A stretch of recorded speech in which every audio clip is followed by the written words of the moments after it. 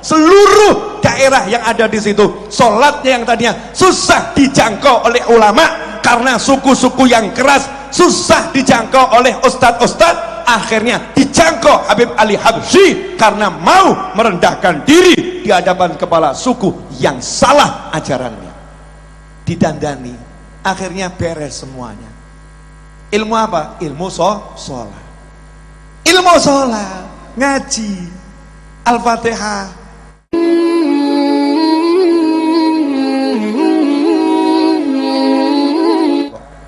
Tapi kalau kamu tidak bisa bahasa Arab, rugi. Kalau nggak bisa bahasa Arab, rugi. Karena untuk satu huruf berbahasa Arab itu ada cinta pada Nabi Muhammad SAW.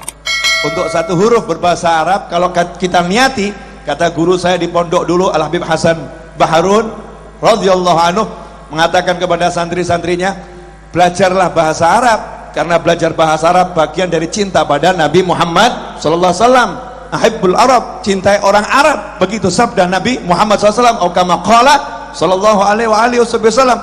Belajar, nanti setiap huruf kamu bilang ana, anta, antum. Setiap hurufnya kamu niat mengikuti apa yang diucapkan Nabi Muhammad SAW, maka ucapanmu ana bagian mengikuti sunnah Nabi Muhammad SAW, dapat pahala yang luar biasa. Itulah bedanya orang Indonesia kalau berbahasa Arab dengan orang Arab kalau berbahasa Arab. Orang Indonesia kalau berbahasa Arab niatnya ittiba Nabi Muhammad SAW.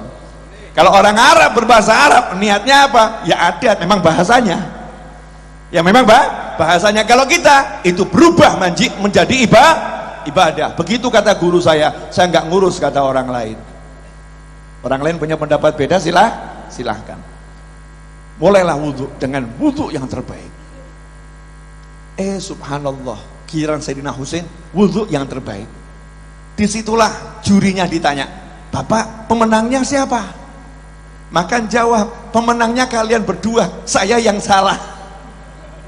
Selama ini wudhu saya nggak kayak kalian. Nggak mungkin wudhu kalian salah, nggak mungkin. Yang ngajari langsung Nabi Muhammad SAW, yang ngajari Fatimah Zahra, yang ngajarin Ali bin Abi Thalib. Nggak mungkin wudhu kalian salah. Kalau wudhu saya nggak sama dengan wudhu kalian, berarti wudhuku yang nggak beres. Tolong diulangi lagi, saya mau belajar. Subhanallah, sekali pertemuan beres urusan wudhu bapak ini, selesai. Saya pengen ngasih gambaran begini loh. Cucu Nabi Muhammad SAW yang menjadi perhatiannya sholat orang lain, wudhunya orang, diperhatikan betul. Nah kalau sekarang kita ini perhatiannya aibnya orang, keburukannya orang, salahnya orang untuk diperbincangkan. Padahal perintah Nabi Muhammad SAW kalau lihat aib tutup, lihat kekurangan orang jangan diperbincangkan, la taghib, jangan ghibah, jangan namimah, tapi solusikan. Ada orang nggak bisa, ajarin. Ada orang nggak tahu, kasih tahu. Ngasih taunya pun pakai ilmu, jangan di hadapan orang banyak, ajarin. Seperti siang tadi saya ceramah, saya kutip kisahnya eyangnya Habib Muhammad, Habib Ali bin Muhammad bin Husain al-Habsyi Sahibil Maulid Simtudurar. Terakhir ya, kepanjangan udah ini. Iya, ini panitia udah lihat jam-jam. Wagat Habib, wagat, Masya Allah. Entah panitia yang mana. Ya saya kan panitia juga. Ini kan mempanitiakan diri sendiri. Ya mungkin kan nggak sempat lihat YouTube saya, ya belum subscribe kan ya agak keterlaluan juga. Kalau pecintanya Ustadz Babai kok belum subscribe Habib Novel Al-Idrus, ini ya belum subscribe channel Habib Novel Al-Idrus, ya keterlaluan. Ya karena mungkin belum subscribe ya saya ceritakan dikit. Habib Ali bin Muhammad bin Husain al-Habsyi radhiyallahu anhu, kecintaan Nabi Muhammad SAW, yang kalau bulan Maulid di Kemis terakhir Rabiul Awal menyelenggarakan Maulid yang datang 50.000 orang di zaman itu. 100 tahun lebih yang lalu Hadramut, gak ada pesawat, gak ada WhatsApp, gak ada Facebook, gak ada Instagram, gak ada YouTube, gak ada mobil, gak ada motor, jalan kaki atau naik onta atau naik keledai atau naik kuda. Kalau laut nyebrang naik naik perahu, naik kapal, nggak ada publikasi. Setiap tahun yang datang 50.000, padahal warga Hadramut nggak sampai 50.000. Allah yang menggerakkan. Subhanallah, itu Maulid Kemis terakhir sempat dipindah ke Indonesia sama Habib Ali Habsyi atas perintah Habib Ali kepada Habib Muhammad bin Idrus Al-Habsyi, Ampel Kubah, menantunya Habib Muhammad bin Ahmad Al-Muhdar. Nah, diselenggarakan di Empang, Bogor. Setelah itu dilanjutkan oleh Habib Ali bin Husain Al-Atos, Bungur.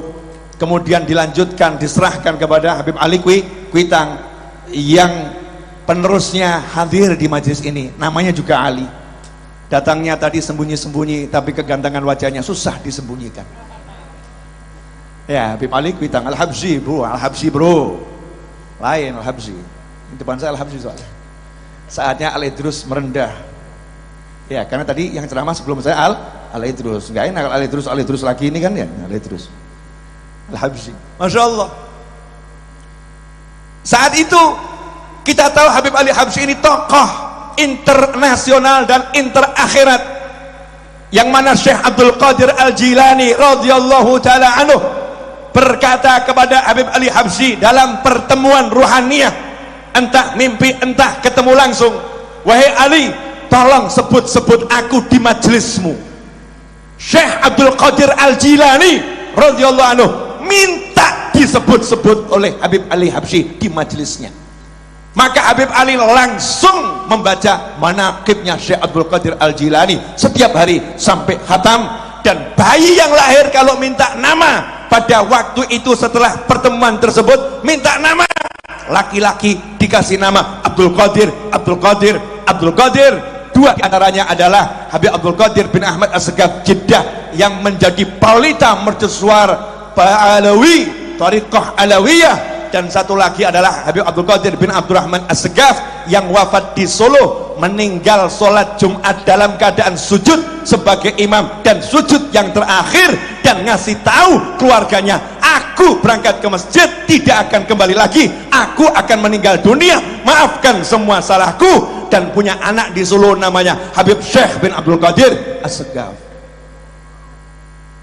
Nah, abahnya juga ngasih namanya kan keren ya. Bapaknya namanya Abdul Qadir, ngasih anak cukup Syekh, karena kalau disambung Syekh Abdul Qadir. Cerdas bapaknya. Oh iya, cucu Nabi. Beda bro, beda. Kamu kalau nganggap cucu Nabi sama itu ya ngawur. Beda. Burung perkutut yang suaranya merdu saja keturunannya mahal kok. Kuda Australia saja itu bibitnya mahal.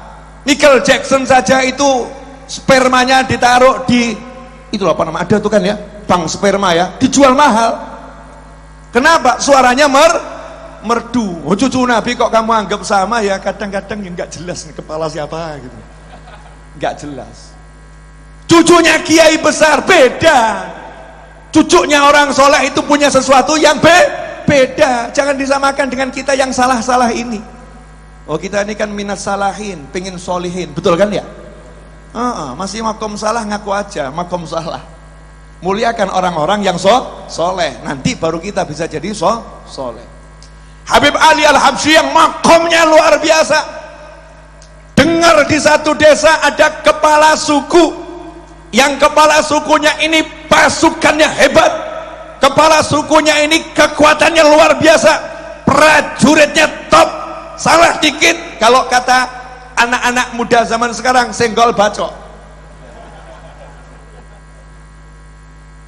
Sadis tuh, nggak sadis tuh? Sadis. Artinya kepala suku bener. Kan biasa tuh perang antar suku, karena orangnya kereng-kereng. Tapi kepala suku yang satu ini cinta agama, cinta Islam. Dia jadi guru ngajar, padahal nggak punya ilmu.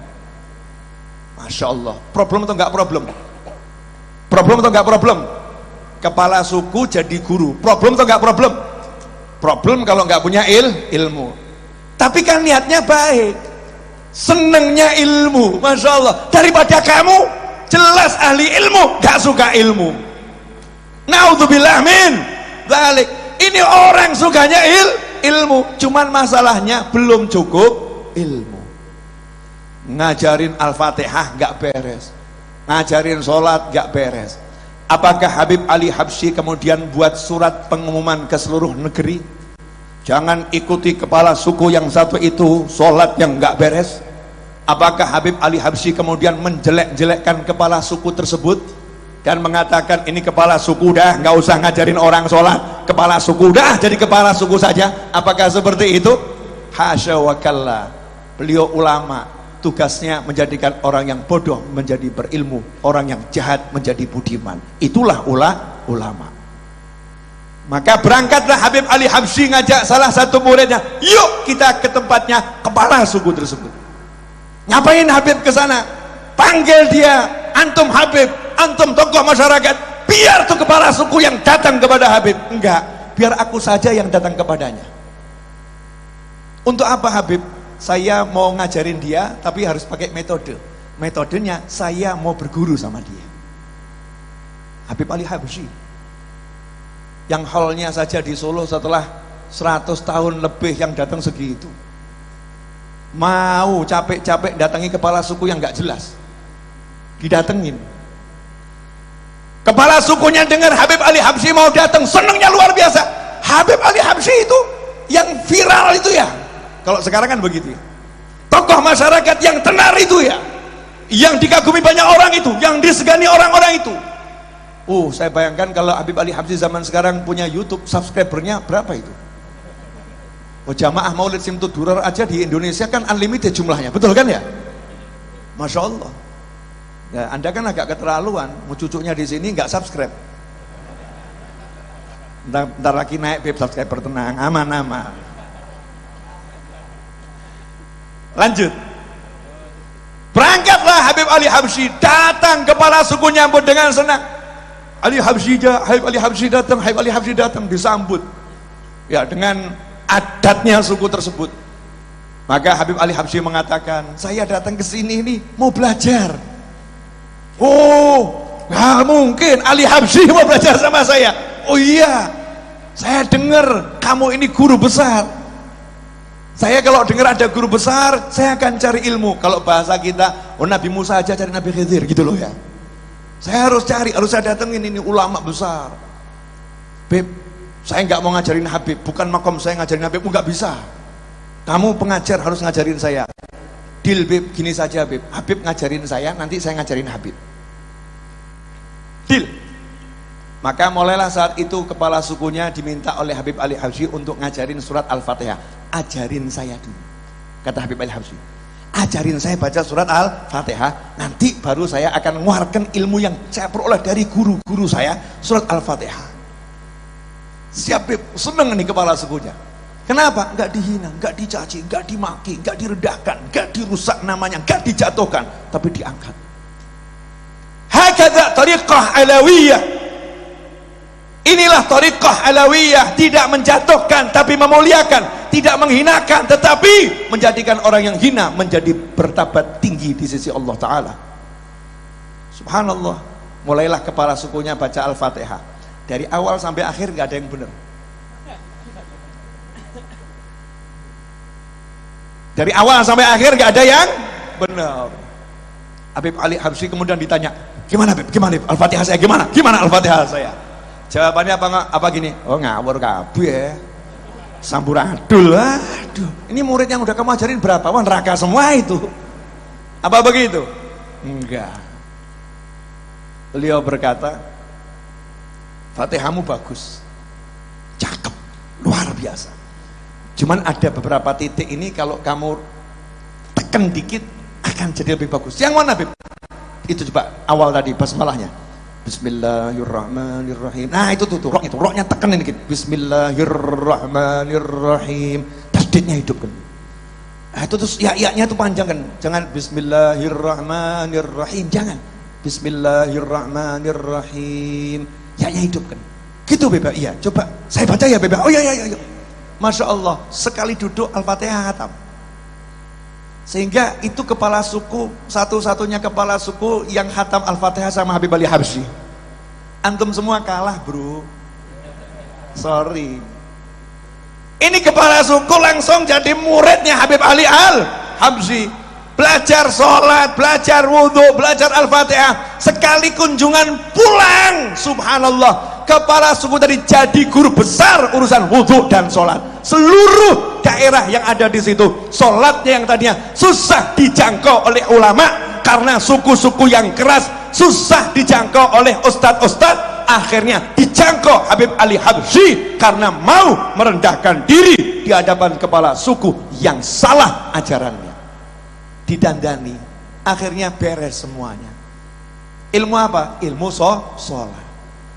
Ilmu sholat, ngaji, Al-Fatihah. Ikhwani rahimakumullah, jujur. Kapan terakhir belajar sholat?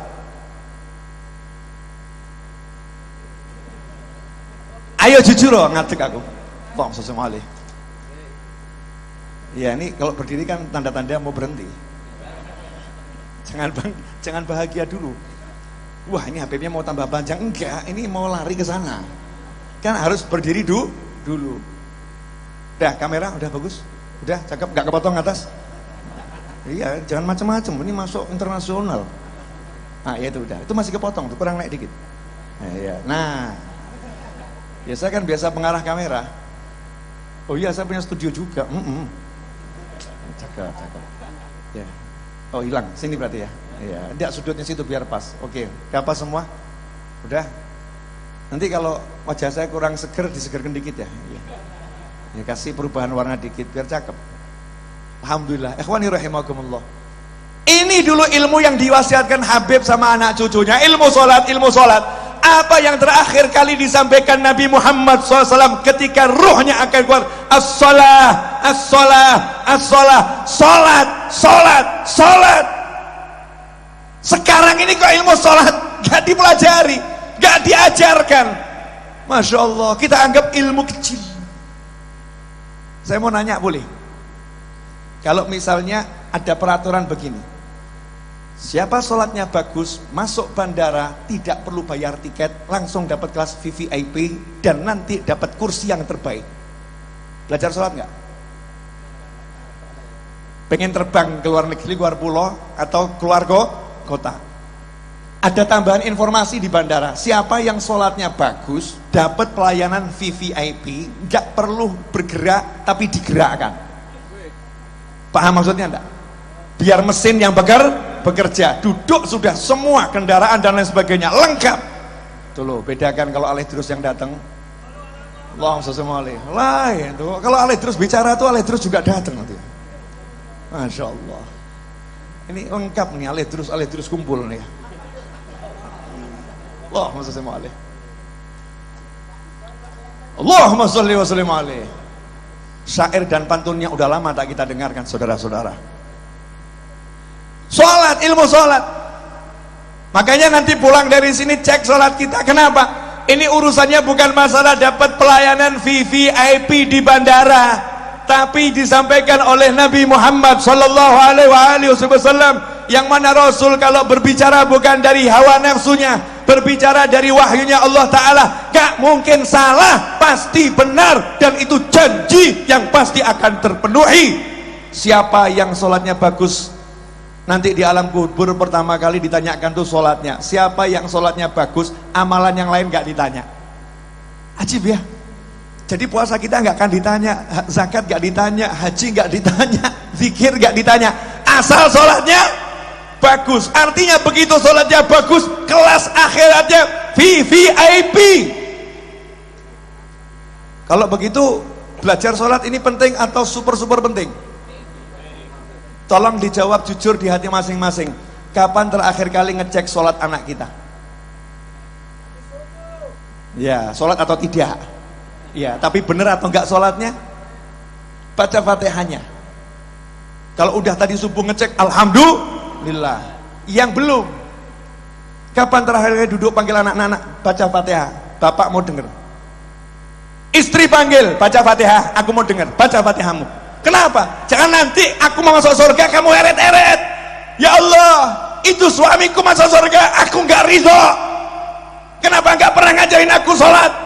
Gak pernah ngajarin aku baca Al-Fatihah, enak-enak dia masuk surga, aku neraka. Enggak boleh ya Allah, dia harus ikut aku neraka. Ngeri atau gak ngeri? Udah di dunia buat susah, di akhirat nyebelin pula. Naudzubillah min dzalik. Beda kalau istri solihah. Kalau istri solihah, suaminya jalan masuk surga, dia di belakang mengantarkannya. Ya Allah, inilah imamku. Ya Allah, inilah imamku. Ya Allah, inilah imamku. Oh Masya Allah. Itu kalau istri solihah. Dan juga suami yang soleh. Pulang dari sini, saya, antum, kita semua punya tanggung jawab untuk cek solat kita, ilmu solat. Kalau nggak tahu rukunnya solat, bagaimana bisa solatnya bagus? Kalau nggak tahu mana yang membatalkan solat, bagaimana bisa yakin solatnya sah? Kalau nggak tahu syarat sahnya solat, bagaimana bisa dipastikan solatnya sah? Berarti selama ini kita ngelamun atau ngelamun? Ngelamun ya? Oke, dah cukup itu dari saya. Jazakumullah khairan. Mudah-mudahan pesan tadi nyampe kepada semua pemirsa dimanapun berada. Tolong sampaikan ke keluarganya. Nggak usah belajar ilmu yang muluk-muluk udah, tapi belajar ilmu yang paling muluk. Nggak usah belajar ilmu yang tinggi-tinggi, tapi belajar ilmu yang tertinggi, ilmu sholat. Itu ilmu yang paling tinggi. Wasiatnya Rasul SAW sebelum meninggal dunia, as-sholat, as-sholat, sholat, sholat. Terima kasih, mohon maaf, jazakumullah khairan, wal afu minkum, wa sallallahu ala sayyidina Muhammadin wa alihi wasallam, walhamdulillahi rabbil alamin. Wassalamualaikum warahmatullahi wabarakatuh.